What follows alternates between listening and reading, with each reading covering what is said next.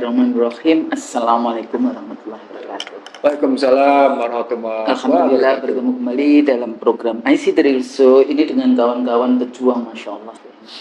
Ada apa? Tentara pejuang kita, pejuang tentara tentang para prajurit youtuber, pejuang youtuber dalam rangka mencerdaskan. Ini ada Mas Basit, ada Mas Aji. Ini yang lainnya siapa aja nih? Ada Ari, Adi, dan lain-lain. dan lain-lain. Makasih ya mas-mas yang sudah jadi pejuang youtuber dalam rangka niatilah ibadah dakwah agar nanti dicatat oleh malaikat gitu ya di dalam konteks itu, dan bisa ketemu lagi insya Allah kita jadi tetangga-tangga di surga jannah. Amin ya rabbal alamin. Seperti biasa bersama conversation saya bersama Bang Nursi, Ihsanuddin Nursi, Dr. Ihsanuddin Nursi, dan saya Kusumari. Bang, kalau kita bahas tentang kita sudah dekat ini tanggal 1 nanti Oktober itu akan ada pelantikan parlemen, DPR, DPD, DPRD provinsi, DPRD kabupaten kota. Ya, jadi parlemen kayaknya DPRD provinsi kabupaten kota duluan deh September ya. Kalau DPR pusat sama DPD tetap 1 Oktober. Nah, kalau DPR, DPD, walaupun ini DPD ini juga punya banyak masalah di dalam konteks konsep keterwakilannya, karena fungsinya juga secara konstitusional ternyata juga tidak memiliki kewenangan sebetulnya. Tidak punya cengkeraman, tidak punya kewenangan, tidak punya desakan yang kuat kayak gitu. Jadi cuma sebagai simbol-simbol saja, simbol palsu. Makanya kenapa keinginan dari beberapa kelompok yang ada di dalam masyarakat kembali ke Undang-Undang Dasar 45 itu menjadi sangat penting. Nah, kalau itu DPR dan DPD dulu itu yang membuat putusan yang menang siapa kan KPU, SK KPU. Ya. Tapi kemudian dibawa ke presiden yang mengeluarkan SK presidennya, gitu ya. Jadi ini juga menarik secara konstitusi, secara ininya seperti itu. Nah, tapi ada juga yang saya pikir-pikir, makanya dulu saya selalu mengatakan KPU itu sangat powerful sebetulnya dengan model pilpres. Presiden itu diputuskan oleh KPU dengan SK KPU, tapi yang ngeluarin SK presiden siapa? Masa presiden sendiri yang mengeluarkan hasil? Kalau KPU kan cuma hasil pemilu yang menang. Iya, titik. Terus kemudian SK-nya diangkat oleh presiden. Mestinya sidang MPR. Lah, kan MPR sudah nggak punya kewenangan. Udah dulu kan tap MPR. Lebih lagi dari situ siapa yang lanjut? Kan yang ada kan sumpah. Pengambilan sumpah. Pengambilan sumpah itu beda fungsinya dengan yang SK tadi. Iya, tahu. Jadi nggak ada putusan di dalam konteks itu. Nah, ini secara konstitusional sebetulnya juga sedang bermasalah. Pertanyaan juga siapa yang lantik? Ya, kalau itu masih tetap konvensinya kan masih MPR. Pengambil sumpahnya MPR, tapi diambil sumpah atas dasar KPU. Bisa juga Mahkamah Agung. Sumpahnya siapa ngambil sumpahnya? Ya, Mahkamah Agung sih yang kemudian. Biasa kemarin juga enggak. Ya juga ya. Jadi sebetulnya enggak. Jadi karena sumpah itu tidak masuk apa di dalam konsep hukum. Dalam konsep sumpah itu tidak memberikan kekuatan hukum bahwa Anda adalah punya dong. Punya. Begitu presiden menyalahi sumpahnya. Iya, sumpahnya, tapi maksudnya dia diangkat atas dasar putusan KPU. Putusan KPU. Nah, DPR nggak cuma putusan KPU, DPR atas dasar putusan KPU yang kemudian keluar SK presiden. Kalau presiden? Nggak tahu saya SK presiden. Nggak ada persoalannya di konstitusi kita. Kosong ya? Iya.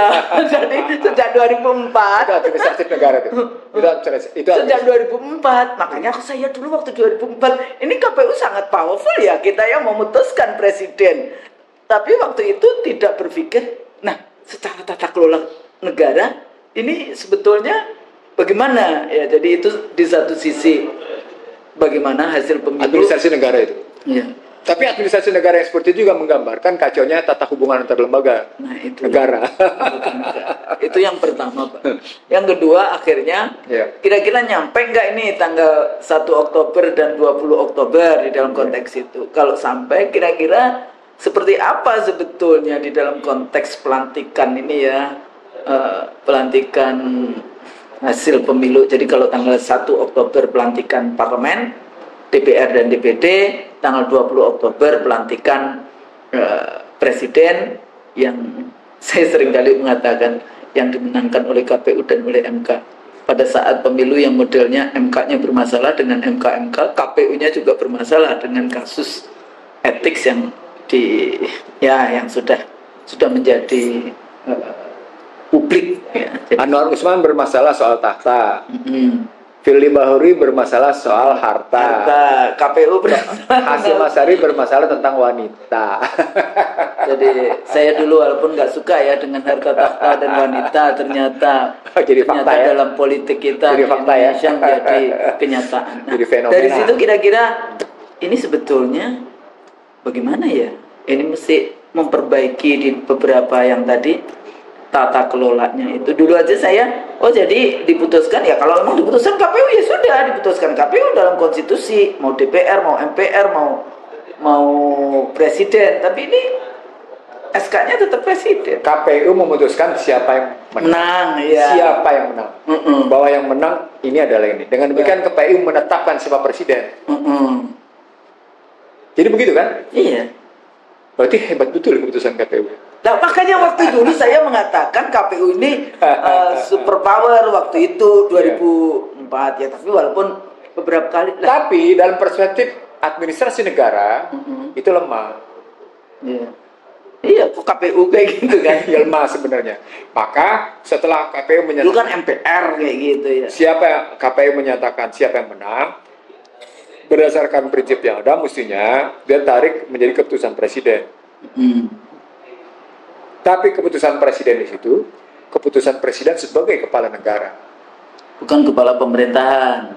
kepala administrasi dan kepala negara. Iya. Dua tuh yang tergabung. Jadi surat keputusan presiden berdasarkan SK KPU yang menetapkannya, maka kemudian katakan ini begitu kan, Kepres ya. Kepres tentang presiden ini adalah bla bla bla dan seterusnya. Nah, di situ keputusan itu muatannya dua, dia administratif dan dia kepala negara. Kalau jawaban begitu. Tapi persoalan pokoknya adalah apakah Nggak ada. Ya bola, terus gimana? apakah kita masuk ke dalam konstruksi yang begitu rupa melahirkan sehatnya hubungan antar lembaga negara? Berkali-kali saya bilang, saya sudah lama bicara tentang kacaunya hubungan antar lembaga negara. Misalnya, apakah BI sama OJK setara gitu? Ya. Kalau dia setara, kenapa dia dipimpin oleh Sri Mulyani sebagai Menteri Keuangan gitu ya, dalam Komite Stabilitas Sistem Keuangan gitu. Padahal Sri Mulyani dia cuma di bawah presiden gitu. Padahal ini dipilih DPR.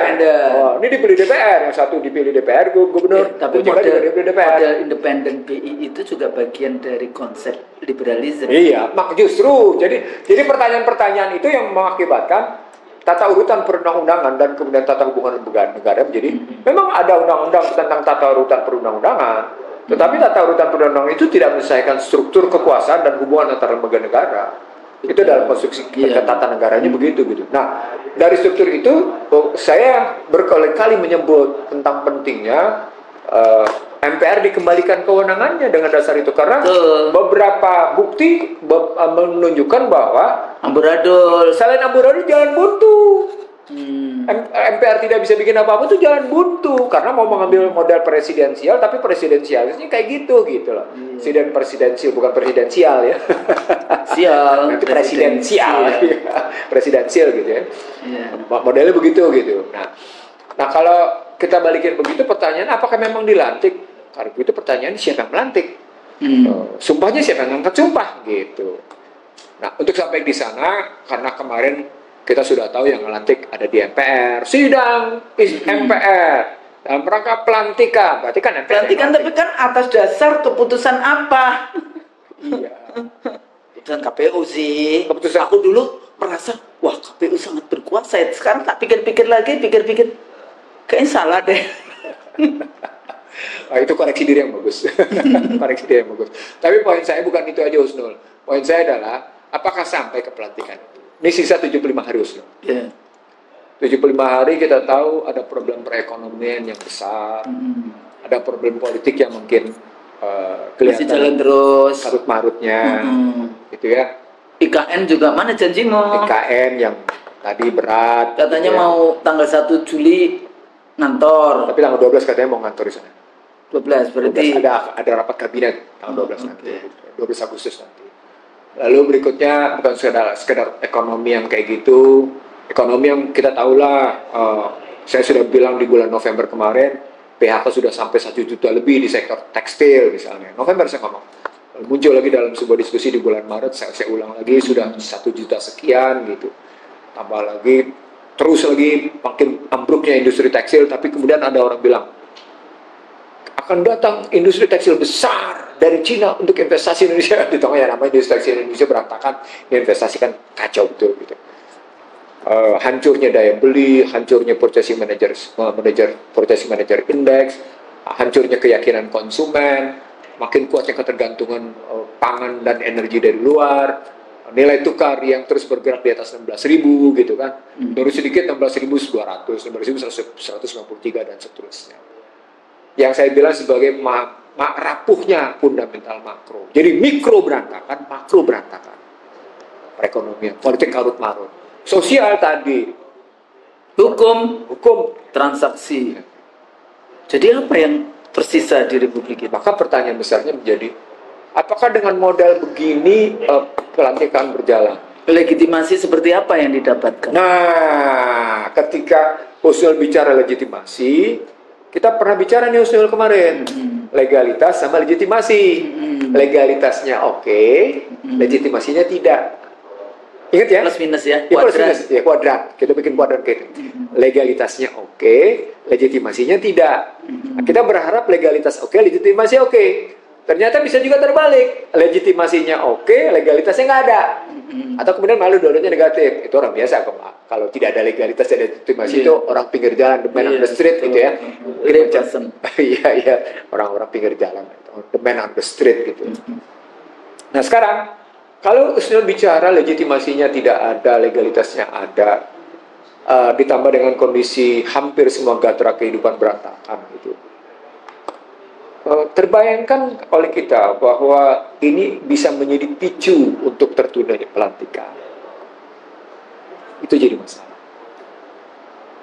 Terus kalau tertunda presidennya? Nah, saya kembali ke dalam tesis. Dulu pernah minta perpanjangan, gagal. 3 periode. Ini pernah jadi bahasan kita, Husnul. Iya. Kita udah berapa kali ngebahasnya, berapa kali itu. Udah lihat deh IC dari show sebelumnya perpanjangan periode, kita pernah bahas gitu posisi. Nah kalau dia gagal dilantik, maka harus keluar dekret, suka tidak suka. Dekret kembali ke Undang-Undang Dasar 45. Nah kalau dekret 45 kemarin sudah kelihatan nampak soal MPR, balikan MPR, pelayanan MPR, atau paling tidak sudah ada gagas tentang menghadirkan kembali Undang-Undang DPA. Loh, ya. DPA itu tidak perlu dibikin undang-undangnya, itu cuma sekali cara pengisiannya. Udah di konstitusi yang dihapus oleh para reformis itu udah bicara tentang DPA. Sudah ada DPA. Jadi balik lagi. Atau ini rezim ini aktornya kepingin jadi ketua. Ketika Husnul masuk ke dalam kajian yang seperti itu, saya bilangnya dua. Rezim ini ingin berlanjut pada dua sisi. Di satu sisi tetap ingin ada dalam wilayah eksekutif, pengertian di suprastruktur, tapi di sisi lain juga tetap ada ingin di wilayah infrastruktur, maka dia ingin menguasai partai politik. Nah, jadi menguasai Golkar beberapa kali gagal, gitu ya. PSI-nya juga tidak punya kekuatan kokoh, gitu kan? Yang di bawah Kaisang itu, gitu kan? Tidak punya itu. Nah, berarti cuma tinggal satu peluangnya, masuk lewat Golkar.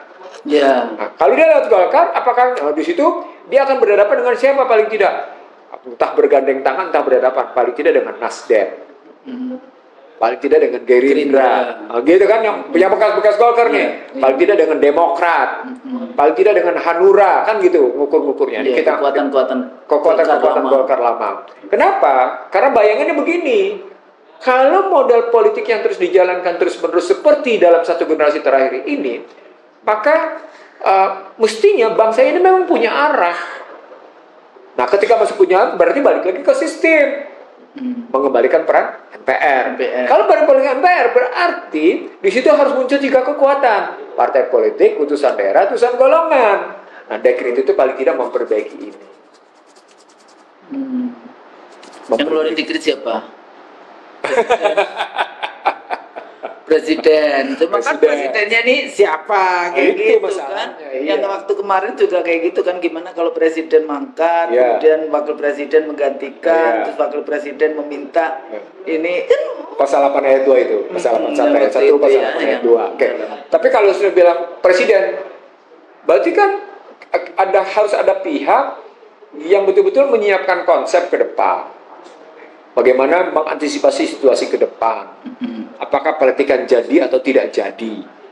Nah, dalam situasi seperti itu, yang diperlukan adalah ini penyelamatan bangsa negara. Jadi concern kita, concern Husnul dan saya adalah concern penyelamatan bangsa dan negara. Agar kita betul-betul mencapai di 100 tahun Indonesia bebas merdeka berdaulat itu, dalam pengertian kata-kata, tapi juga berwujud secara nyata bahwa 2045 itu adalah memang Indonesia berhasil tegak kokoh kedaulatannya di segala bidang kehidupan. Itu mau kita. Dan itu nggak bisa tidak, harus disiapkan dari sekarang. Ya tinggal 15 tahun ke depan. 2025 tambah 20 tahun. 20 tahun ke depan. Satu kan generasi. Seperti reformasi yang lalu. Iya, jadi mestinya kita dari sekarang mempersiapkan itu. Kalau kita memang ingin menyatakan bahwa kedaulatan kita utuh, bahwa kita memang the dignity of nation kita tuh ada.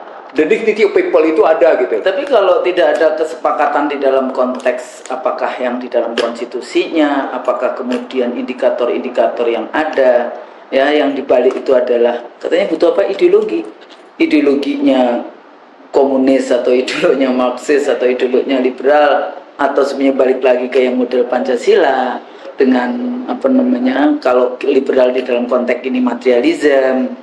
Ya mereka hanya melihat, oh kita ini kok sukses dengan beton-beton yang ada, kayak gitu, artinya jalan tol dan sebagainya gitu, nggak peduli dengan kualitas pendidikan, kualitas petani, kualitas nelayan, kualitas kehidupan berbangsa dan bernegara.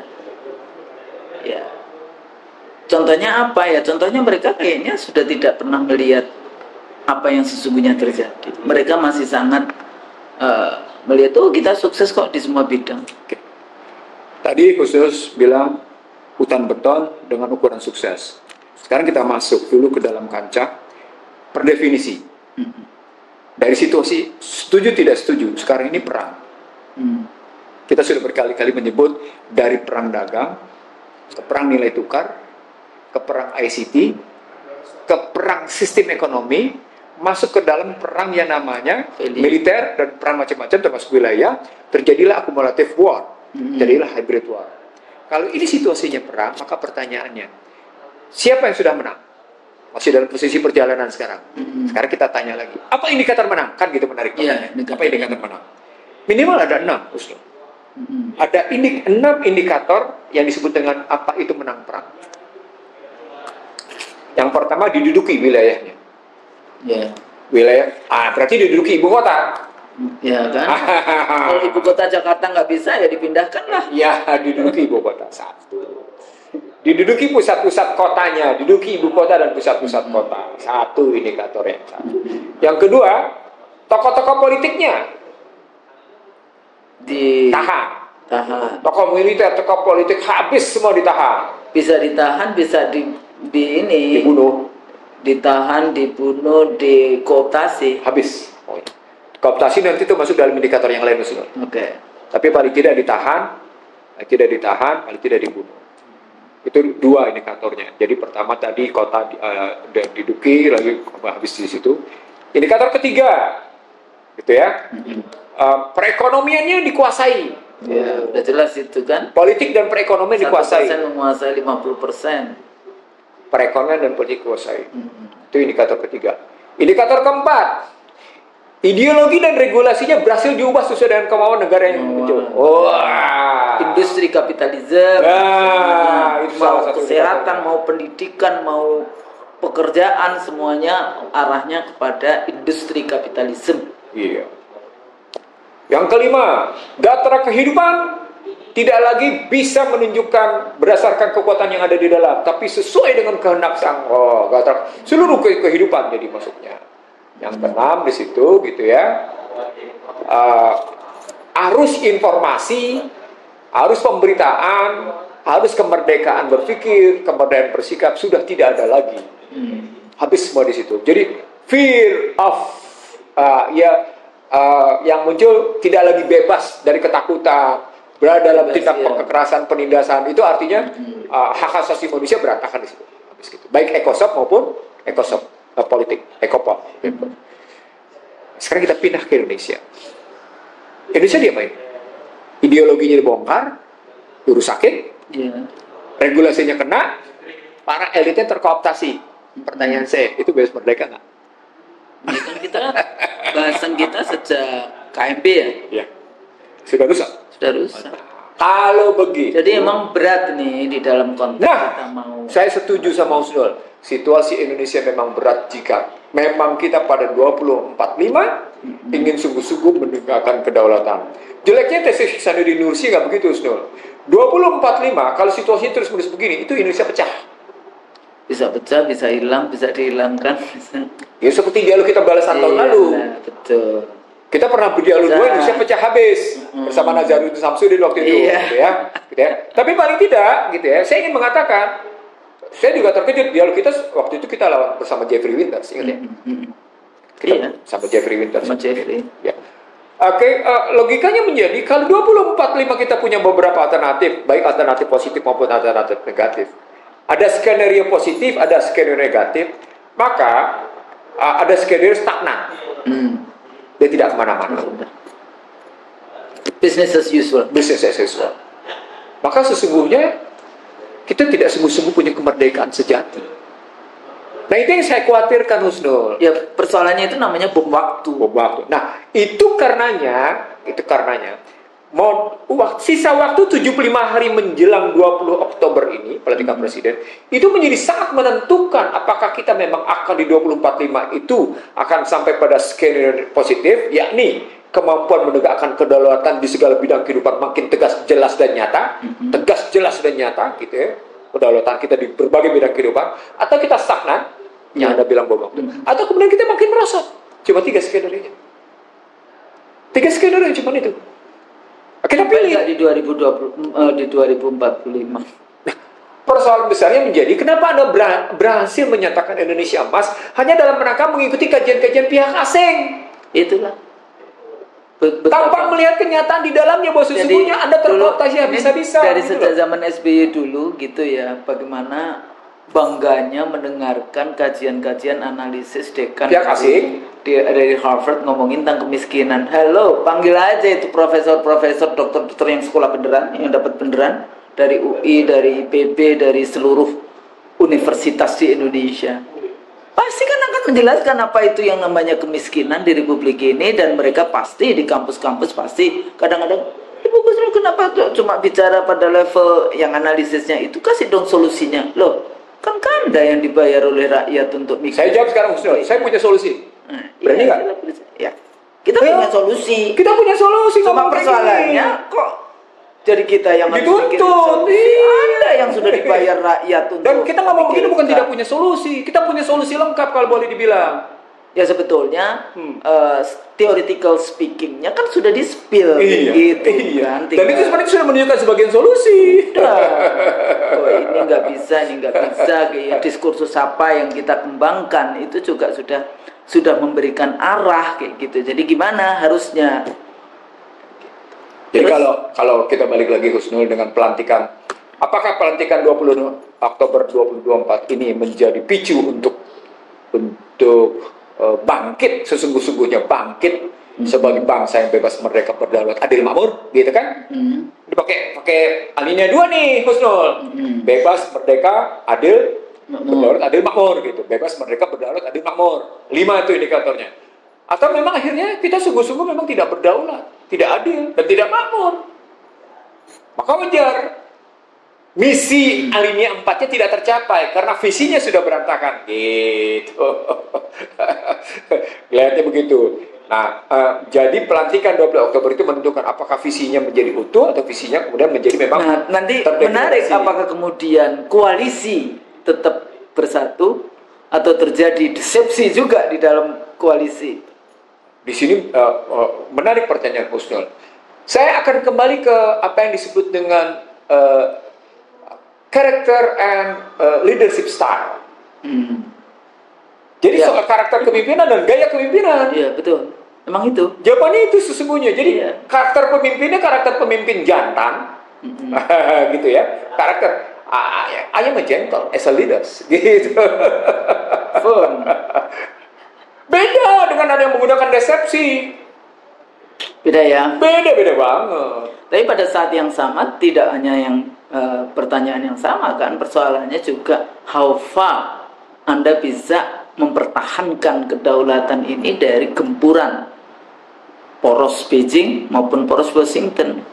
Nah, pertanyaan itu bisa dijawab, Husnul, sepanjang kita tidak melulu pada outward looking. Jadi kan memang pada dasarnya pengaruh global itu akan selalu ada. Cuma persoalannya sejauh mana kita bisa mempertahankan itu tadi kan, ketahanan kita. Ya, jadi kalau rakyatnya makmur, rakyatnya sejahtera, rakyatnya cerdas, sekolahnya benar, rakyatnya tidak terhinakan, ya mudah melawan yang namanya semua gempuran global itu. Ditambah juga faith ya di dalam konteks ya ketuhanan yang Maha Esa di dalam Pancasila yang sila pertamanya kuat. Kan sebetulnya nggak usah takut, rezeki sudah Allah yang atur kayak gitu. Jadi khususnya sudah masuk ke dalam pertanyaan hakikat.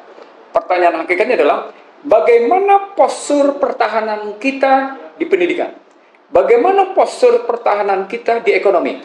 Bagaimana postur pertahanan kita di sosial? Bagaimana postur pertahanan kita di politik? Bagaimana postur pertahanan kita di militer? Bagaimana postur pertahanan kita di keamanan? Bagaimana postur pertahanan kita di budaya? Bagaimana postur pertahanan kita di hukum? Bagaimana postur pertahanan kita di itu kesehatan termasuk kan ada One Health Policy nggak jadi enggak tertunda karena kita masih alert ini tertunda. Jadi kalau masuknya ke dalam postur pertahanan itu, maka ketika postur pertahanan kita aplikasikan dalam 8 gatra kehidupan, ya, dia harus jawab positif, bahwa postur kita positif semuanya. Sepanjang satu saja negatif, itu marah. Sayangnya ekonomi, postur pertahanan ekonominya negatif, Husnul. Emang militernya positif. Nah, menarik ketika Husnul milik positif. Kan sekarang ini posisi tentara kita di mana? Militer kita posisinya di mana? Di dalam kondisi negara yang carut marut ini. Dia harus berada dalam posisi garda terdepan untuk mempertahankan kedaulatan. Wilayah udara dan darat. Air, jadi dia ada di situ gitu, dia posisinya. Dia harus menunjukkan postur pertahanan militernya adalah dalam rangka menjaga kesatuan, dalam rangka bukan menjaga polisi loh ya, pertahanan. tentara. Iya, tentara. Bukan polisi. Nanti unsurnya ditambah dengan keamanan, polisi. Ya, keamanan polisi itu lebih untuk sosial, ke dalam, society, masyarakat, ya, order. Ya, order. Okay. Tapi kalau pertahanan dalam konteks itu tentara. Nah, balik ke teori saya tentang 7I. Invasi, intervensi, infiltrasi, interferensi, indoktrinasi. Kan di situ intimidasi, inflasi, yang hasilnya instabilitas. Instability. Posisi begitu kan? Jadi kalau itu, ini teori dasar untuk bicara tentang postur pertahanan. Postur pertahanan ekonomi. Oh, gimana? Anda diinvasi nggak? Mereka nggak peduli kok pertahanannya dihilangkan kan? Ketahanan aja, kedaulatannya dihilangkan. Ini pertanyaan kita bagi teman-teman yang sekarang di universitas apa namanya? Maaf. Kampus gue. Maaf. Universitas Indonesia. Jadi liberal campus. Jadi pertanyaannya, bagaimana postur pertahanan kita di ekonomi? Bagaimana postur pertahanan kita di sosial? Spesifik di sosialnya. bagaimana postur pertahanan kita di pendidikan? Yang hari ini jadi banyak. Itu menarik. Dia jadi pendidikan agamanya, pedagoginya, ini dan sebagainya seperti. Jadi kalau kita masuk ke dalam masing-masing postur pertahanan pada 8 gatra, hasilnya semuanya sekilas nih, sekilas rentan. Sosial diindikasikan oleh minimal 2, oleh pendidikan kesehatan rentan. Ekonomi diindikatorkan oleh makro dan mikro rentan. Politik diindikatorkan oleh yang namanya bagaimana kebebasan kecurangan. Sipil, kebebasan sipil, Susno. Kebebasan sipil, kebebasan sipil. Civil and political liberties. Kebebasan berbicara, kebebasan berpendapat, kebebasan pers, kebebasan berserikat. Ambruk sebuah. Nah, gitu kan politik. Hukum bagaimana? Dia jual beli.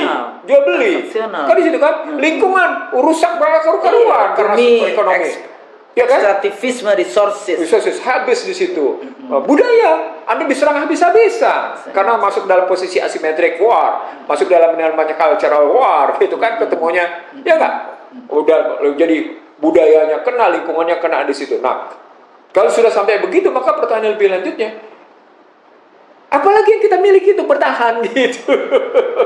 Kira-kira apa strategi dan taktik dari rezim baru ya yang bisa membangun trust kepada masyarakat, kepada rakyat di dalam mengajak bersama-sama? Katanya dulu kan selalu dikatakan, oh nggak penting kok ngomong, nggak penting. Nggak, leadership itu perlu yang namanya tabligh, kekuatan komunikasi politik. Ya, sebenarnya ketika udah sampai di sini sama tadi kita bilang, rezim baru jawab postur pertahanan ekonomi, rezim baru jawab postur pertahanan sosial, rezim baru jawab postur pertahanan politik, rezim baru jawab postur pertahanan militer, rezim baru jawab pertahanan keamanan gitu loh. Sudah jawab gimana? RPJMN. RPJPN. Rencana Pembangunan Jangka Panjang RPJPN, Jangka Panjang Negara Nasional. Kalau dia jawab, maka dia harus memberikan indikasi bahwa problem postur pertahanan ekonomi kokoh. Ternyata ya nilai lo ambruk. Gimana? Lo jawab dengan apa rumusnya kayak gitu? Masa nggak sadar satu generasi di Indonesia sudah menyatakan fundamental makro rentan rapuh? Oh, gimana sih? Gitu loh. Utang negara? Nggak kerukuran. Artinya mari kita bicara itu utang negara dan utang rakyat melalui pinjol-pinjol kan nggak karu-karuan. Poinnya secara politik sekarang kata khusus saintis bidang politik itu pertanyaannya, postur pertahanan politik emang boleh bicara politik di level negara? Bicara partai politik di level negara boleh nggak? Ya harusnya. Enggak kan? Mestinya bicara kelompok gitu. Kalau sudah negara, Anda bicara bagaimana implementasi konstitusi with your perspektif. Jadi sebetulnya yang harusnya dilakukan partai politik itu semuanya tidak boleh bertentangan dengan konstitusi. Bahwa jalurnya dia menggunakan yang misalnya lewat sebelah kiri, lewat sebelah kanan, tengah dan sebagainya, tapi nggak boleh bertentangan dengan konstitusi. Bahasa lainnya, Husnul, apapun partai politiknya, copotlah bajunya karena dia sudah bicara dalam satu visi dan misi berbasis konstitusi. Gitu Husnul. Bukan visi dan misi berbasis anggaran dasar mereka. Mudah-mudahan anggaran dasar mereka cocok tidak sesuai dengan konstitusi. Itu nggak boleh itu. Gitu. Jadi udah jelas-jelas itu berarti melanggar konstitusi partai politiknya. Gitu loh mikirnya maksudnya. Jadi balik lagi, kalau kita anggap ini akan memang bisa dilantik gitu ya, maka silakan Anda jawab postur pertahanan 8 gatra kehidupan. Kalau jawabannya rentan, exosbud hankam rata. Gitu. Silakan Anda jawab. Pertahanan ideologi kita, postur pertahanan ideologi kita gimana? Oh, sudah materialisme hedonis. Sudah kapitalisme predatorik. Oh, gitu kan? Waduh, itu kan udah dalam tuh materialisme hedonis, terus kapitalis predatorik, kacau itu. Ideologi. Lalu masuk lagi ke dalam politik tadi kayak kita bilang, langsung ekonomi, langsung sosial ekonomi. Udah. Jawaban posisi yang semuanya rentan itu harus dimiliki oleh yang namanya rezim baru ini.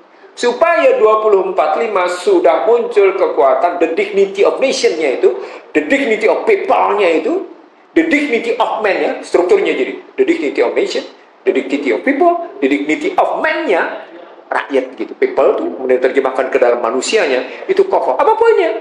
Poinnya terjadi sinergi, ternyata hybrid antara sumber daya alam, sumber daya buatan dengan human capital, sumber daya manusia. Terjadi hybridisasi, dengan begitu visi misi terjawab. Itu sesungguhnya harus dijawab oleh anak implementasi dari konstitusi, terutama dalam pembukaan undang-undang. Betul. Karena kalau yang undang-undang yang pasal-pasalnya agak tidak konsisten kan? Banyak yang tidak konsisten dengan Ada pemirsa kita nonton. Itu orang-orang itu cuma banyak ngomong, nggak bisa kerja. Sorry. Sorry. Anda tidak pernah menelusuri jejak riwayat hidup Husnul Mariah dan Iksanuddin Nursi. Sorry. Ya, selalu gitu. Nggak apa-apa. Kita juga ngomong ini juga dalam rangka mencerdaskan kehidupan. Oke, itu pasti. Insya Allah lah ibadah dakwah. Oke, pasti. Tapi ada lagi yang kedua. Ngomong mending punya konsep. Nanti dulu. Kita nantang konsep udah berkali-kali. Sorry aja. Gitu. Konsep kita udah taruh itu di DPR sana. Nggak bercoyo gitu. Jadi Husnul, dalam rangka kita berbuat baik bagi kepentingan bangsa dan negara, itu kan? Iya. Dalam rangka nanti betul-betul menegakkan the dignity of nation, the dignity of people, the dignity of man, gitu ya, di 2045, sehingga kita tidak menjadi bangsa yang terhina, gitu. Karena kesalahan pemimpin, karena kepemimpinan menjadi beban bagi masyarakat, bukan menjadi kekayaan, gitu kan? Tesis kita kan kepemimpinan adalah kekayaan, bukan beban. Maka ya kita tadi, jangan biarkan pose pertahanan di 8 gatra kehidupan posisinya rentan. Kalimatnya gitu, Husnul. Jadi begitu ya, para pemirsa yang semoga selalu dirahmati oleh Allah. Amin. Gitu kan. Jadi harapan itu kan pada pemimpin yang akan datang. Walaupun tetap gitu, you are not ya masih ada lah persoalan-persoalan Anda duduk di situ yang selalu saya katakan pemilu halal dan sebagainya. Tapi yang sudah pergi juga, hey, Anda tinggal berapa ini, jangan kemudian juga adigang adigung adiguno kayak gitu. Misalnya penggunaan dana yang banyak kan ini kasus dana haji, bukan dana haji ya, apa? Visa ya, visa haji, kemudian ngajak jalan-jalan YouTuber ya itu rata-rata artis lah, artis ke IKN dan sebagainya seperti itu. Ya bagus kalau kemudian itu menjadi relawan dalam artian dia ada apa namanya, ada kepedulian. Tapi pada saat yang sama prioritas kita di mana? Bangun IKN aja sebenarnya tidak prioritas, untuk apa? Gitu. Ada dialog, Ustaz. Mana? Terjadi begini. Kalau presiden bawa wartawan pasti akan menerapkan bad news is good news gitu. Kalau bawa YouTuber kan dia nggak akan bicara gitu. Dia lihat yang bagus ya dilihat aja bagus, lihat yang udah dilihat aja kan. Ya, gitu. Karena ini cara pandangnya. Cara pandang. Sebatas pendek Husnul kalimatnya cara pandang. Kalimatnya cara pandang. Cuma 2 diksi, cara pandang. But beyond the point of view, cara pandang ini, gitu ya. Ini bermuatan pengetahuan, bermuatan metodologi, bermuatan analisis, informasi, bermuatan argumentasi, bermuatan reason. Iya, ada reason di situ. Di situ ada reasonnya. Husnul, hati-hati tuh. Jadi ini akhirnya tujuannya cuma sekedar ingin ngebangun mempengaruhi masyarakat aja, bahwa ada orang yang menjadi artis begitu mempengaruhi orang, ketemu deh centong sama tutupnya, iya sama tutupnya gitu, tempayar sama tutupnya segala macam. Ya masyarakatnya suka sama artis, harus ngomong begitu ya sudah, decepsi. Nah kita khawatir begitu. Nah ini tidak boleh terjadi. Jadi itu dalam rangka justru bukan mencerdaskan kehidupan bangsa, tapi membodohi anak bangsa. Itu makanya nggak boleh. Nggak boleh begitu. Jadi artis-artis juga sebetulnya kalau Anda mau pergi kayak gitu, inisiatif sendiri, jangan membebani APBN. Jadi bukan berarti nggak boleh ya, mereka juga warga rakyat, ya kuku aja. Bukan kita juga underestimate, tidak. Enggak. Kita bukan. Saya banyak ketemu artis yang jago-jago, bahkan bergelar doktor. Bahkan ada dari UI. Iya, ada beberapa mahasiswa. Bagus-bagus. Tapi kalau kemarin yang dibawa dengan level-level kayak gitu, ya kita harus ketemu bareng gitu, duduk bareng untuk memperbaiki cara pandang tentang. Do you know that really kadang-kadang kan karena kita juga berada di dunia YouTube kayak gini ya. Kadang-kadang saya juga ngelihat Oh ini. Oh. Kan gini Ustaz. Pertanyaan tentang do you know what's the real meaning of capital city? Enggak. Kan cuma dikasih tahu, oh iya kita kan mau pemerataan gitu. Pemerataan kok bikin cuma satu, pemerataan kan mestinya di 34 atau 38 ya sekarang, 37, 38 provinsi misalnya seperti itu. Yeah. Tapi whatever lah, itu nggak level di dalam konteks diskursus kita sebenarnya, mbak ya nggak perlu begitu. Nggak perlu, karena itu pencitraan. Lagi-lagi isinya cuma pencitraan. Dan ada orang yang, kita sudah kenyang dengan pencitraan itu. Dan ada orang sudah merasa menyesal mengikuti format pencitraan itu. Saya menyesal terperangkap dalam pencitraan. Ketemu ya? Iya. Nggak cuma itu saja kan, termasuk yang membuat. Iya. Yang membuat apa itu perjuangan itu ya, aspal itu ya. Saya menyesal. Itu tadi yang disebut dengan falsification, ya. Dan kemudian ketemu juga apa yang disebut dengan concealing, concealmations. Ada yang disebut dengan equivocation. Jadi kembali lagi sebetulnya seriuslah di dalam mengurus Republik ini, di dalam mengurus negeri ini, di dalam mengurus anak bangsa ini. Nggak bisa dengan cara yang sembarangan. Karena pada dasarnya kita semua adalah manusia yang beragama, ya. Nanti semuanya harus kita pertanggungjawabkan di akhirat. Mumpung kita masih dikasih umur, tentu saja ya, jadi tugas dari kita sebagai di IC Darilsu ya mengingatkan. Di dalam konteks ini kan kita cuma menyampaikan, mengingatkan. Anda mau percaya dengan apa yang kita sampaikan atau tidak percaya, itu bukan urusan kita. Itu nanti urusan Anda dengan Tuhan gitu. Urusan kita adalah kita punya ilmu sedikit, kita bagi. Kan kayak gitu. Ya, jadi itu yang penting. Mudah-mudahan apa yang kita lakukan ini bermanfaat, Bang.